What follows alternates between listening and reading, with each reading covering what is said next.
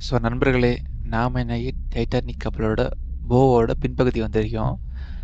நீங்க இப்ப ஸ்க்ரீன்ல பார்க்குறீங்கல்ல, இந்த இடம் தான் கப்பல் முங்குனப்போ 2ஆ உடைஞ்சு முங்குனது. இது எதனால 2ஆ முறிஞ்சுச்சு தெரியுமா? இந்த கப்பலுக்கு வந்து நான் கிட்ட போய் காட்டியேன். கரெக்ட்டா உடைஞ்ச இடத்துக்கு போவோம் நம்ம.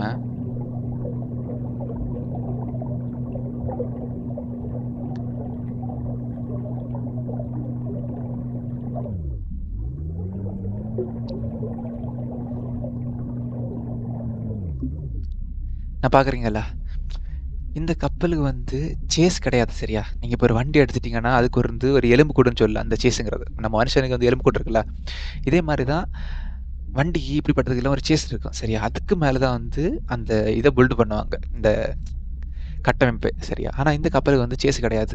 அதுக்கு பதிலா என்ன பண்ணாங்கன்னா, இந்த சைடெல்லாம் இருக்குல்ல, சைடு பேனலு இதெல்லாமே மெட்டல் தான் சரியா? 2 இன்ச் கிட்ட திக் இருக்குன்னு நெனைக்கிறேன் இந்த பிளேட் எல்லாம்.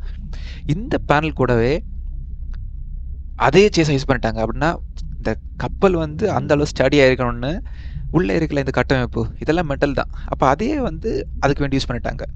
அப்ப என்னாச்சுன்னா, கப்பல் முங்குனப்போ, முன்பக்கம் தான் தண்ணி இறங்குச்சு சரியா? முன்பக்கம் வந்து அந்த கம்பார்ட்மெண்ட்ல வந்து கிராக் மாரி விழுந்து, அது வந்து ஓட்டை இல்ல, கிராக் தான். அது வழியா தண்ணி உள்ள போயி, அது அது கொஞ்சம் கொஞ்சமா தான் முங்குச்சு. அப்படி முங்குறப்போ என்ன ஆகும்னா, இப்ப தண்ணி வந்து டன் கணக்கா இந்த ஃப்ரண்ட் பக்கத்துலேருந்து உள்ள போயிட்டே இருக்கு சரியா? அப்ப கப்பல் வந்து கீழ தாழும். தாழ தாழ தாழ தாழ பின்பக்கம் கொஞ்சம் கொஞ்சமா மேல தூக்க தூக்க அந்த வெயிட் தாங்க முடியாது. ஏன்னா பின்பக்கம் தான் இன்ஜினு மத்ததெல்லாம் இருக்கு சரியா? கொஞ்சம் வெயிட்டான சாதனங்களாம். அப்போ அந்த வெயிட்ட வந்து கப்பலால தாங்க முடியல. அதனால அப்படியே 2ஆ உடைஞ்சுட்டு சரியா? உடைஞ்சு முன்பக்கம் வந்து இப்படி வந்து லேண்ட் ஆச்சு. ஆனா பின்பக்கத்த நான் உங்களுக்கு இன்னொரு வீடியோல காட்டி தர்றேன். பின்பக்கம் வந்து ரொம்ப மோசமா இருக்கும்.